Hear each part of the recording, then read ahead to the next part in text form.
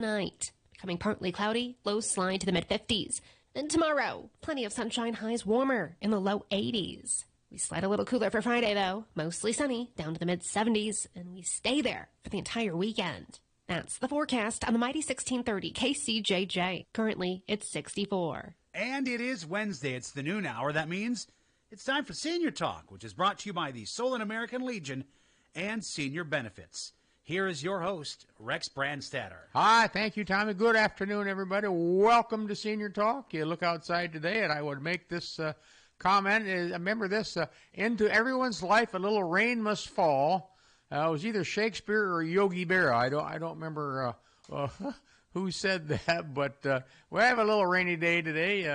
Get it out of the way for rest of the weekend, especially for the Iowa game on Saturday. Wow, listen, welcome to Senior Talk. A great day to be here with you, and a great day to be a senior for sure. Hope you're having a great day as well. Hello, and thanks to each and every one of you for taking time out of your busy day to listen to Senior Talk, and not just seniors, but anybody. Senior gonna-bees. I wouldn't say they're senior wannabes, but they're seniors gonna-bees out there, and maybe we can cook some things up. I'll do my very best to bring a lot of ideas that might cover important aspects of being or becoming a senior, or maybe on the road to becoming a senior. And we'll also have a little time for some history as well. So that's what we do here at Senior Talk. My job, actually, or my goal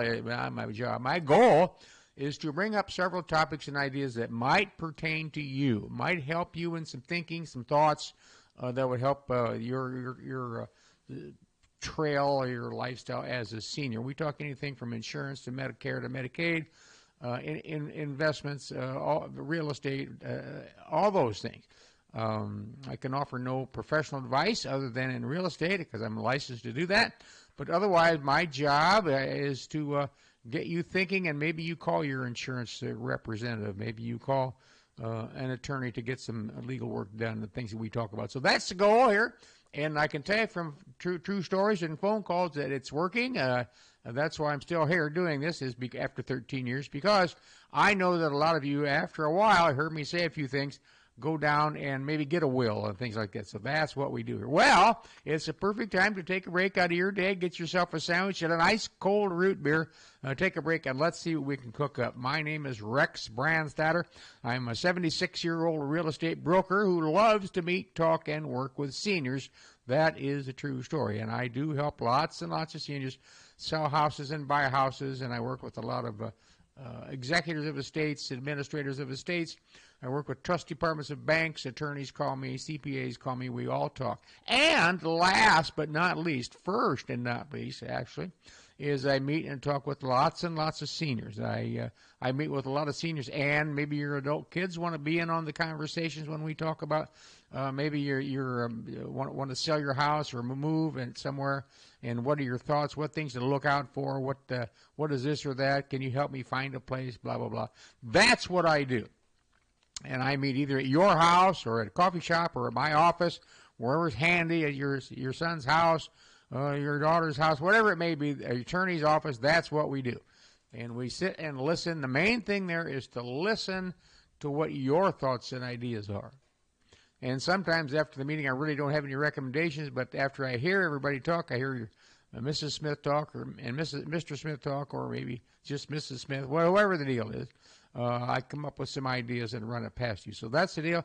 It's not an overnight thing. It's not an immediate type thing for sure. Now, I do offer you a senior line to give me a call, and that is 319, of course, 330-5534, 330-5534. Feel free to give me a call. Not on the air, but call me. If I don't take the call, I will call you right back. All right.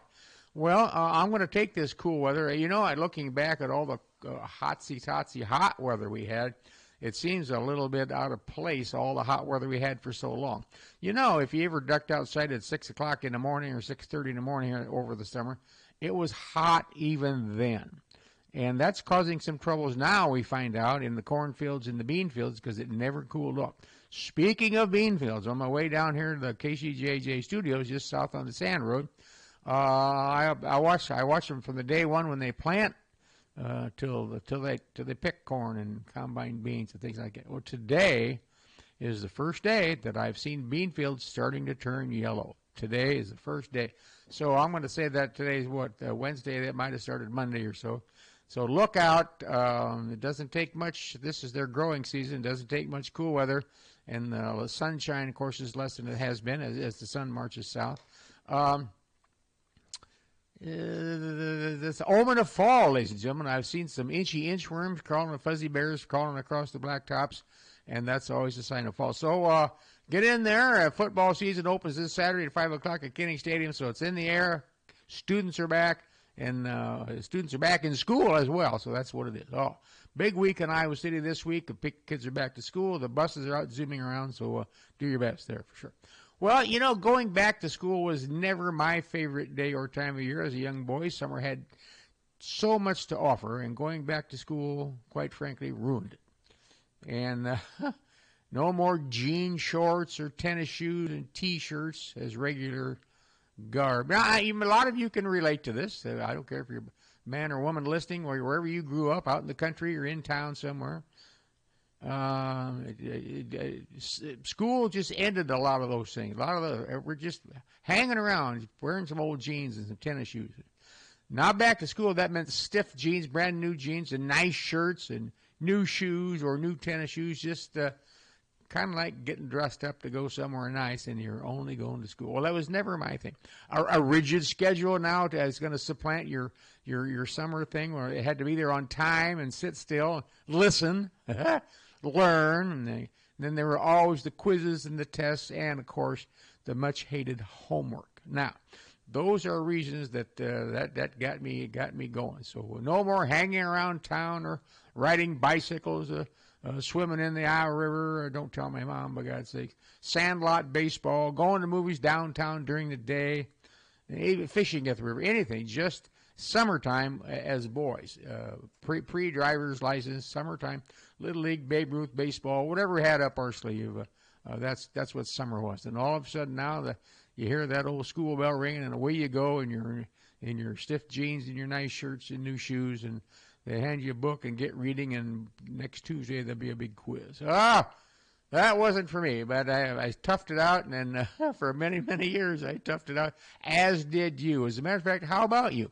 Was going back to school on your radar? A lot of times, my mom would say, "Well, you're got to be getting bored by the end of summer." Well, no, not for me. I was a no way. So, time to go back, Rex. So I had to kowtow, and obviously, and get with it and go back to school and sit in class and learn and look out the window, wishing I was not there, but I was help the neighboring guys and myself build a shack or a tree house somewhere. All right. You know, once in a while we'd have a new kid. We'd have a new in my school, elementary school. There were two classes. So there were two fourth grades, two 6th grades, and two 7th grades. Blah blah blah. And so sometimes before school you'd see a new boy or a new girl, and they wouldn't see them. Well, they went into the other class, and or they come into your class, and all of a sudden it took the boys about 3 minutes as soon as class was out to introduce ourselves to the new guy, and all of a sudden we had a new friend. Kaboom! Just like that. And so we never thought about it from his angle. Oh boy, finally I have some new friends, Mom and Dad. We thought about it from our angle. Hey, there's a new guy. Have you seen the new guy? Yeah, he's got a red Schwinn bike. All right, that's all boys cared about. Is he on the baseball team? Can he play sports with it? Going to be in the Little League this summer? All that kind of stuff. That's how boys look at it. Now, girls, I don't know. It seems to me that the girls at our school were pretty friendly. I really don't know because I didn't pay much attention. But we boys, we were well cognizant of the new girl. That's for sure. So it's just a time in your life that you can't go back. It's a fairly simple time, fairly innocent times back then, you know, when you're in grade school. So it is what it is. It just wasn't my cup of tea. How about you? Did you move in the middle of a school year, or did you transfer in the summer and then meet some kids over summer so that when school started you were like already had friends and you were like halfway felt like you belonged or you really wanted to be there type of thing? Everybody's different. When I went to my first day of junior year in college, I went out of state. My junior year, I went up to northern Wisconsin chasing the wildlife management and biology degree. And I couldn't find a place in the dorm, so I found a place, an apartment off a room off campus with 5 other guys, and I didn't have any idea who they were. They could have been, who knows, cult guys. I don't know. I know the difference. I showed up, and in my car, I took my shotgun, a hunting jacket, and hunting boots and clothes, stuff like, just in case they like to hunt. Being up in northern Wisconsin, I figured I took a chance they did. Well, when I got there that day, after Labor Day, at, I don't know, 1969, I think, yeah. There were the 5 other guys, and 4 of them had girlfriends there. So there's a whole bunch of people, and they introduced themselves all to me. It took me a while to remember them, and they helped me unload all my crap out of my car and put it up in my room. There's my new roommate, who happened to be from Janesville, Wisconsin. We're still friends to this day. And I spent 1 year up there. And, folks, it was a wonderful situation. I didn't even know where the place was. There was no internet to help me with my directions. My dad said, take this highway over there and drew me I had a road map. The way it was, and pulled in there, and the rest is history. I stayed a year, and I came back, transferred to Iowa after that, because in my opinion, in my world, it was too cold up there. It was cold in northern Wisconsin. I said, that's not for me. But I had a great time. So even though I invaded Stevens Point, Wisconsin for a year, for only 1 year, I took it, did my best to learn, and I met a lot of new friends, and that's the way it was. So hope if you were the new kid that you had a good transition. Doesn't always work that way, that is for sure. One of the things I'll tell you about the school I went to, we had no lunch program. And I went to Corville Elementary, which is now known as Corville Central, for 10 years. 10 years, kindergarten through 9th grade. 10 years, the same building they built on, so it was kind of a bigger school, which you can see out there now. No lunch program. Well, so what? Well, so we walked to school in the morning, and we walked home for lunch, and then after lunch we walked back to school for the afternoon. Sometimes, and many times, you went early, got the big pickup softball game. If you don't know what a pickup softball game is, you might want to ask your dad or your grandpa. We played pickup. It's called work-up, matter of fact. We played work-up softball until the bell rang. We had to go in, and we did that every day for 10 years. Well, not every day for 10 years, but for 10 years, many days. So there's no lunch program. That you could take your lunch, but you had to go into the gym and sit in the gym, and it was not. They didn't really encourage it, but some people had to do it. But most kids, we walked to and back, 4 routes a day for 10 years, and it is what it is. Well, a senior friend of mine is a local business owner, and he's ready, and I would say, I have in capital letters here, more than ready to retire and slow down. And he's been there many years, decades, as a matter of fact, in his business, and he's very good at it. He's very successful. And he said, he said, Rex, he said, we have a lot of customers, and I just cannot walk away. He said, I just can't. But he said, I'm older, almost 80. He said, it's tough for me these days. I'm not in any health issues. He said, I've been here so long, I almost just don't want to do this anymore. I just kind of need to move on. And I would totally respect that, totally understand that. It's a very tough challenge for this gentleman, for sure. Excuse me, because, number one, he loves his job. He has for many years, and he values his customers. So he says, I just can't lock the door because I provide a needed service and things here in the community, right here. I said, well, all right. He said, well, what do I do? How do I go about this? I said, well, here's my observation. Number one, you have now faced this face-to-face, and you've made a decision to actively do that. I said, is there anyone in your employ that is approachable, or have you approached anyone? And number two, I said, have others approached you? Well, Bob, if you ever consider retiring someday, give me a call. I might be interested in your business. Have any competitors, if you have any, approached you? Could you approach them?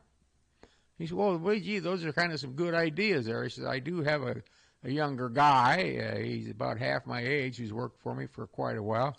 I don't know if he has any money. I said, well, maybe it's not all about the money. Maybe it's the fact that you could get him to talk to him and see if he has any, and I'm going to say intellect. I don't mean it kind of the way it's, but any sharpness or any intuitive business sense to want to be an owner or manager or, something like that. He said, well, I want to sell it because I don't want anybody to call me up 3 years from now and say, guess what, you get it back. I'm tired of leasing it. So it's going to be a sale. So I said, well, there you go. He said, well, I do have that, young man. He said, yes, over the years, I've had a company in Cedar Rapids talk to me. And actually, he says, I have a company in Davenport that's always talking to me. So I said, well, there's 3 or 4 leads for you right there. He said, well, I guess I'm more worried about the customers than I am myself. I said, well, then that would lead you to make somebody a pretty good deal with some money, yes, for sure. But sell to someone who you know, and they've expressed their desire to continue the service to your customers. And you folks, it's never the same. I don't care what they say. It's never the same. If your own son buys your business, it's never the same. It is what it is. I bought my dad's business one time, and he came in the first day and said, you can't do that, you can't do that. I said, well, yes, I can. I own the place. Yeah, that's true. Anyhow, that's just what it is. So I kind of hope to help this guy, at least in his thought. I don't know what will happen. This is not just the only person I've talked to. I know another gentleman who's in his almost mid-80s, and he's absolutely doesn't like going to work. Loves his career, loves what he does. He just can't do it anymore. And he said absolutely no one has ever. I asked him these same questions, observation. He said no, nobody knows what, nobody even thinks about it. So that's what's going on. So just if you're in business, or if you're the younger guy, and let's turn the table. If you're the younger guy in that business, and you see that Mr. Smith is we're going to say an older guy, and maybe you've heard him say things like this, or he needs a 3-week vacation, only takes 5 days, something like that. You might march in there and say, Mr. Smith, I kind of like to talk to you. I don't know if you've ever thought about taking on a partner or selling. You see, that's where it needs to come from, just as well as going the other way. A young kid, a younger guy who has the prowess and the chutzpah to march in and say, can we talk? There you go. Ha. A senior man says this. He says, my brother told me that he has a revocable trust. He said he met with his attorney and they set it all up. So I'm asking you, Rex, what is it?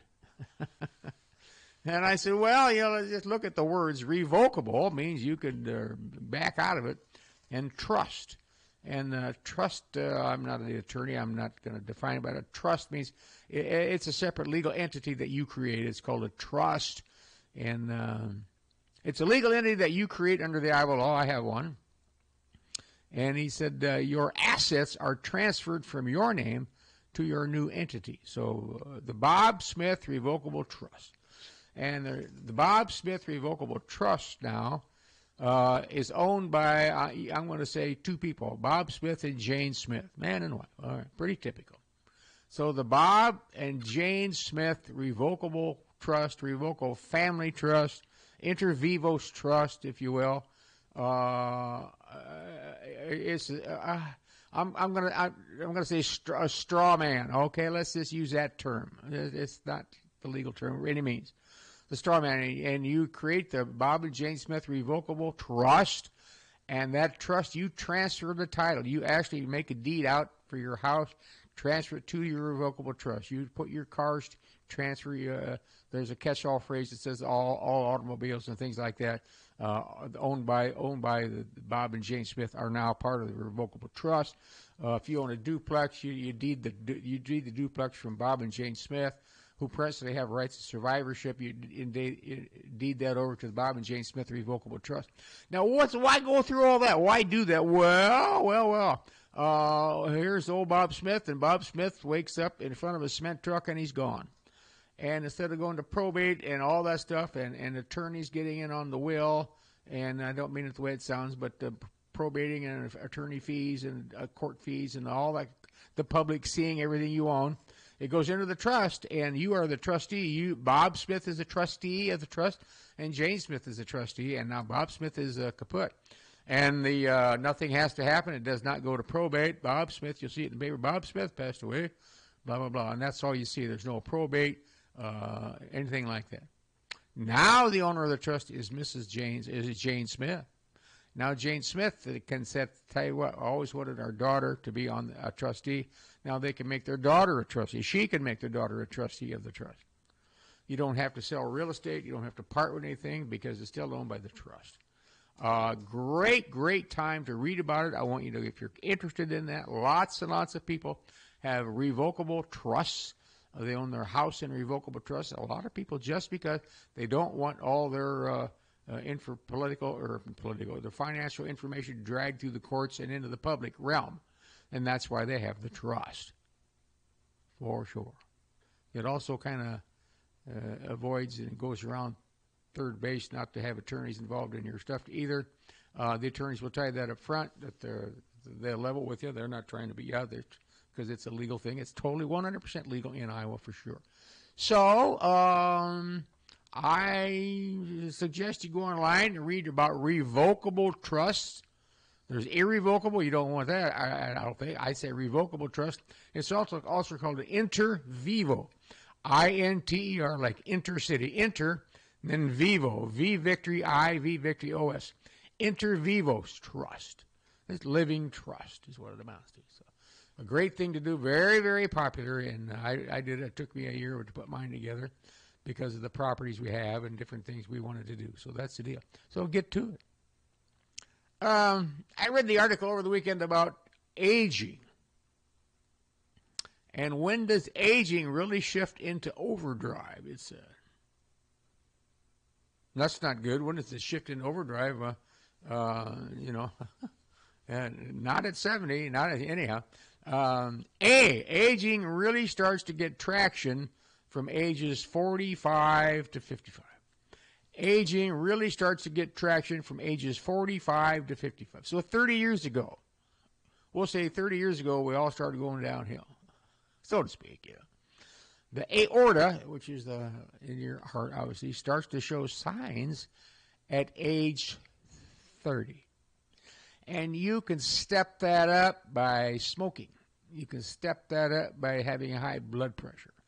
You can step that up by being overweight. Those are the downsides of all those three things, smoking, overweight, and blood pressure. That it goes to the old heart. All that stuff affects your, number one, vital organ is your heart. And all those three things affect your heart. Now, you may or may not have control all of those things. You do have control over the smoking, but the other two, you may be hereditary. You just don't know. So that's what happens. And now this study looked at data from on the heart, the liver, the pancreas, the spleen, and the lungs. And it says here that different organs show aging process at different stages, which makes sense. And what doctors are learning now after they've kind of sat back and take a look at these things, because they looked at all those different organs, and different studies show when it kind of starts, this one starts heading south a little bit, and this one starts showing deterioration. They've sort of revealed a roadmap at aging. Well, starting at 45, your aorta in your heart may start looking, because you've had high blood pressure for many years. You've got overweight. You've got these other issues. Now, all of a sudden, your spleen is showing something. Your pancreas. Now, pancreas this makes me madder than hell, because I don't feel good, Rex. Rex says he doesn't feel good. I say I don't feel good. Go to the doctor. He said, you've got pancreatic cancer, and, there's a 5% chance of getting out of that with your boots on. I don't know why they can't. I don't know why they haven't found a cure for that, for at least earlier detection, so you could do something. And, of course, the dreaded ALS. I don't know why. They work on it. Doctors all over the world work on these things every day. They never seem to come up with anything. They can hardly even tell you they can't tell you anything before you have it. Gotcha. So not good at all. So the study goes on to say that we still have a chance to change your aging trajectory as follows. And in other words, they say we've come up with a plan that you can slow this stuff down a little bit. See if any of this sounds familiar.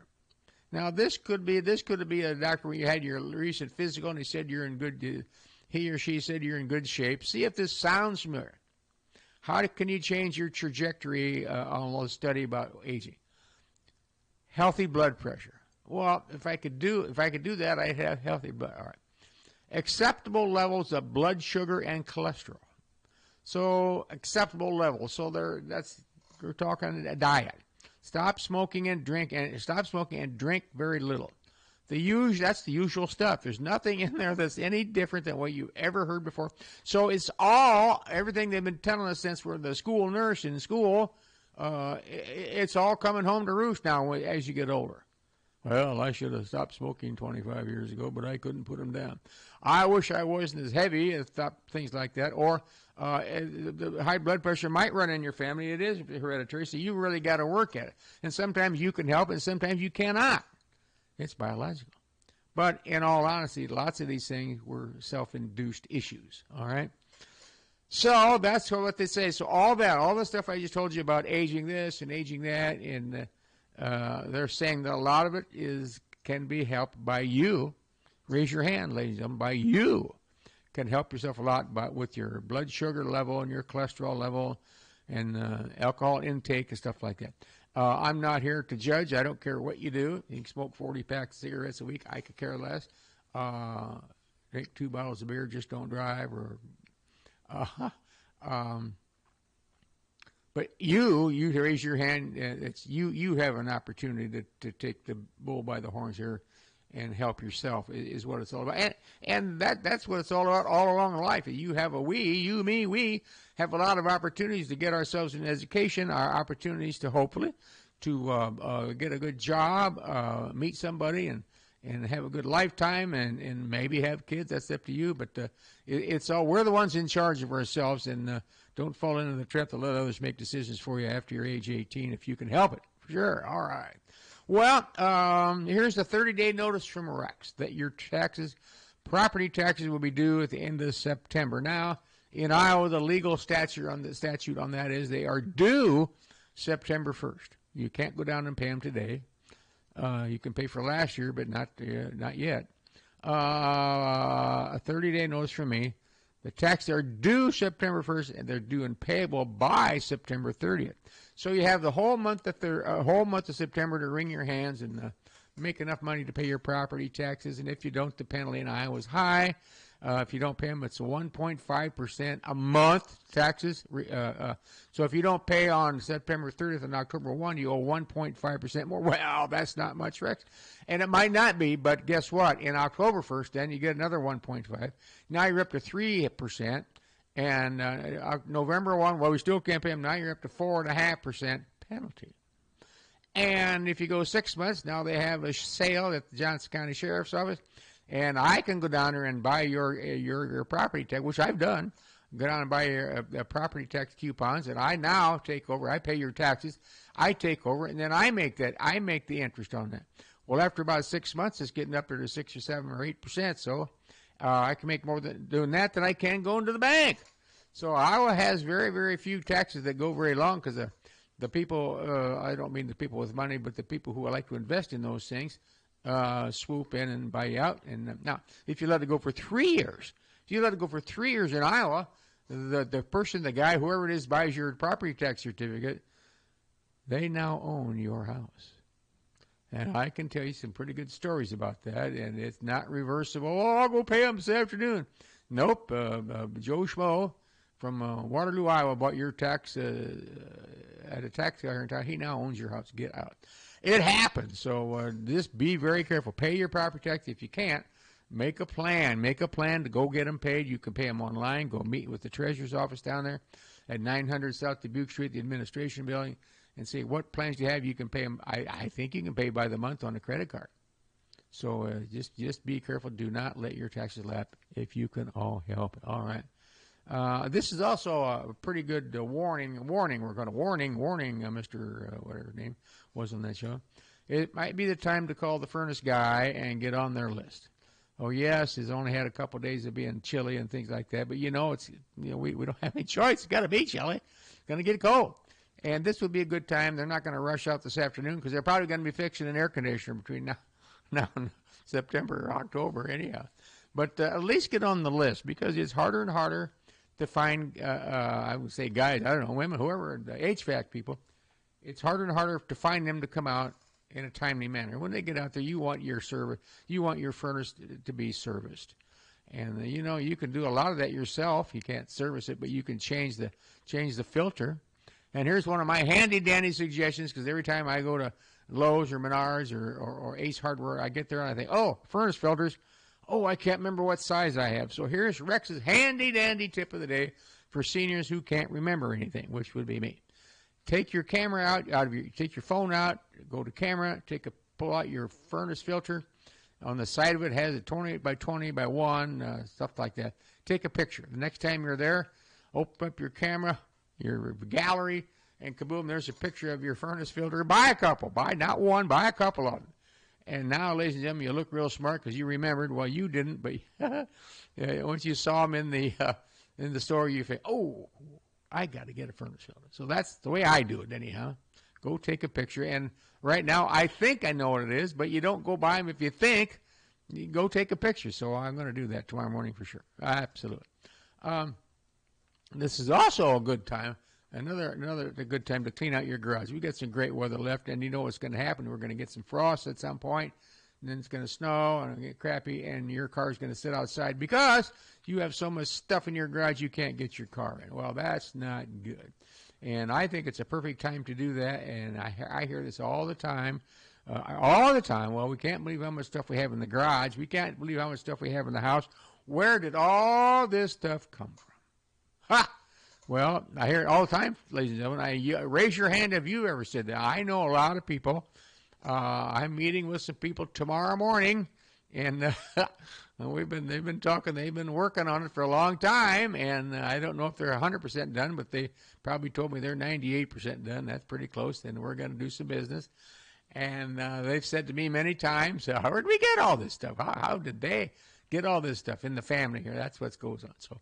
You're not alone. Don't feel like the Lone Ranger if you think you have too much stuff. So, well, I want you to do this. I've got a hot thing for you. And if you like history, and if you especially, if you like two different things I've got for you. On Labor Day, now that is this Monday. On Labor Day, this Monday, we don't know what to do on Labor Day. Now, we've been on the Mount Pleasant down there many times, old Thresher. That's a great place to go. Go there if you haven't been there for sure. If you're here in town and you're interested in stuff like history, why, there's going to be a history walk. It's a repeat of a very popular history walk, and they're going to be talking a lot about the railroad history of Iowa City. The railroad history, and it is colorful, it is checkered, it is lengthy, and it is very interesting. I plan to be there. And if you're interested, it'll be Labor Day. It starts at 9:30 in the morning until 11. And there's a little walking involved over there. You're going to meet at the Summit Street Bridge. You can't park over there on the bridge, for God's sake. Don't do it. But in that area over there, find your place to park. Somebody drop you off. Walk a few blocks. What the heck? It's going to be a history walk, and it's going to be about railroad history in that area down there. Boy, is it fascinating. So 9:30, meet at the Summit Street Bridge, and say hi. I plan to be there. And it goes until 11. Yeah, they have some walking. It's not like they're going to walk downtown Iowa City and back. They're not going to walk to West Liberty and back, but they're going to walk around that area. So if you've got a little lawn chair you want to bring in, because they do have a PA system that the presenters will have a little PA system, so you'll be able to hear. Bring yourself a little, I don't know, if you have a walker, bring that. One of those you turn around and sit on. Perfect. We'd like to have you there. And they won't be marching through fields or anything like that. We'll be on a sidewalk for sure. So, ladies and gentlemen, that's this Monday, Labor Day, from 9:30 to 11. A history walk, meet at the Summit Street Bridge. I'll see you there. All right. Well, another thing for you. On Sunday, September the 28th, I'm going to lead another tour of the Coralville Cemetery. And these are pretty popular. I had a lot of fun with these, except the people at the cemetery. They don't have any fun at all. But it's going to be from 1:30 to 3. 1:30, and I'm leading this one. I'm just going to be a follower on the one on Labor Day for the railroad, but I'm leading this one. We're going to visit some people who were, quote, pioneers to Coralville, people who have a certain occupation and businesses that you would remember them, and we certainly can't cover all. I think there's 15 on the list. One's a repeat from maybe 2-3 years ago, but it's so interesting on the different things that have happened when that man was in Coralville that I found so many more things. Extremely interesting. I'm tying some more family members in it, and we've got a lot of things going on. The sponsor is the Johnson County Historical Society and the city of Coralville. It's the library. City of Coralville will be mentioning it too, and it's 1:30 on September the 28th. And the Historical Society will be there. They're going to have all kinds of giveaways for you. Have a chance to pick up maybe their latest bulletin. If you want to join the Johnson County Historical Society, you can do that at that day and maybe get a free pass to the museums. I mean, all kinds of fun stuff. If it's raining, I'm not going to be there for sure. If it's a washout, we'll have to reschedule. But if it's a nice day or 99% nice day, come out to Corville Cemetery at that point. Well, let me ask you another question. I might leave you with this one. Do you know where North Liberty Highway was? North Liberty Highway. What has happened to Melrose Lake? Has anything happened to Melrose Lake?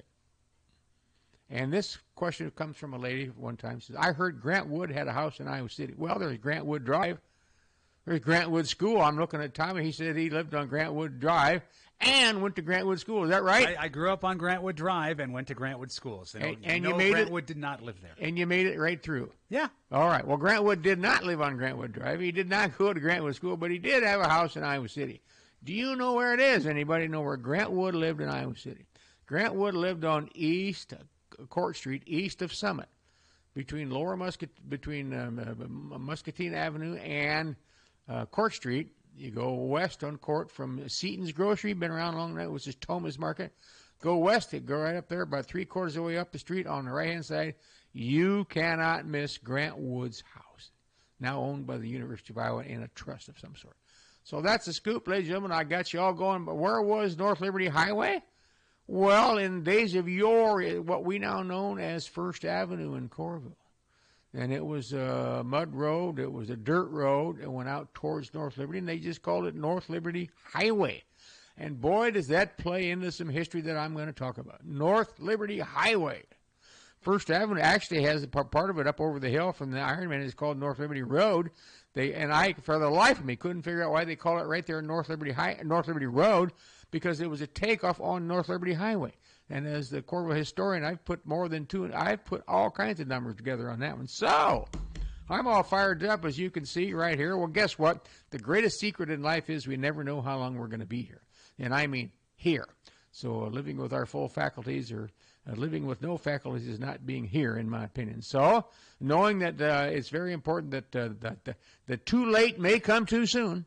Too late may come too soon for a lot of things you'd like to do or need to do. So let's do all we can while we can. And thank you so much for listening to Senior Talk. My salute. And thank you to everyone serving our country and all those who have served. On behalf of Rex Brandstatter, that's me. Thanks for listening to Senior Talk. We'll see you next time. Go Hawks. So long. Hi, this is Tiffany.